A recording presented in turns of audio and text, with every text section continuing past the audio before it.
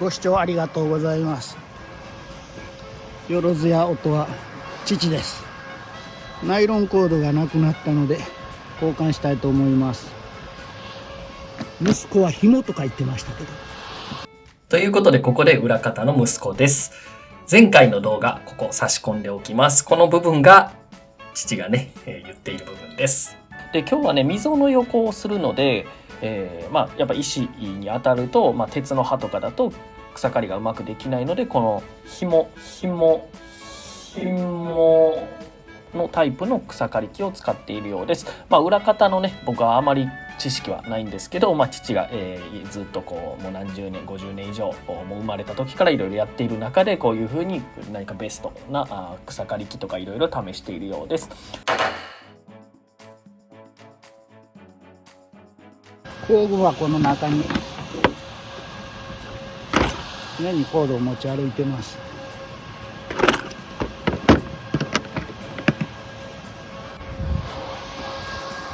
はい、再び息子です。ここからは父のこの作業をですね、後取りのこの音声とともにお伝えしていければと思います。技術的なことはね、あまりわからないので、触れるとね、また後で指摘されるかもしれない。それもね、このチャンネルの醍醐味と思っていただければと思います。はい。で、父もね、これ一部喋りながら撮影してくれてたみたいなんですけど、まずはこの紐、通称、僕曰く紐、ナイロンコードっていうね、刃なんですかね。これをトラックの荷台に引っ掛けて、で、多分半分に折ってるのかな。で、半分の位置を見極めて、この後巻いていくんじゃないかな。多分父がこの後ちょっと喋ってくれるはず。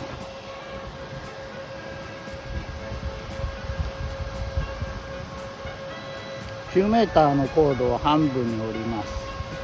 9m のコードを半分らしいですね。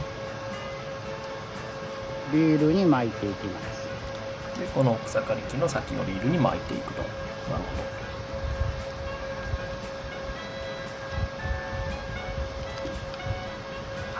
こんな感じでね、後取りの音声入れつついろいろやっていければと思っています。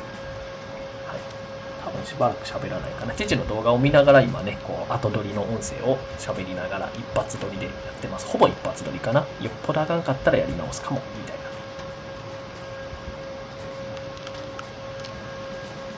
大巻き終わるのかな。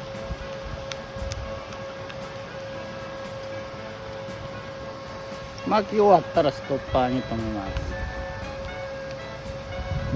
なるほど。これをヘッドの穴に通します。ヘッドの穴に通してつけていくのかな。結構なんか複雑な構造に見えて、なんか慣れたらいけてるのかなって感じの印象ですね。なるほど。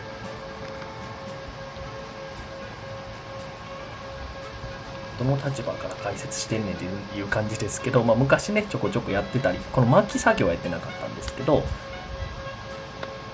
昔ちょこちょこね、横で見たりはしてました。こ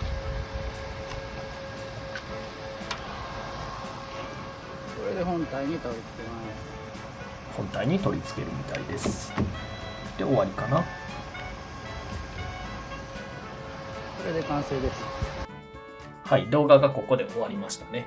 ということで、これで取り付け作業が終わって、今日のね、草刈り動画この後流していきます。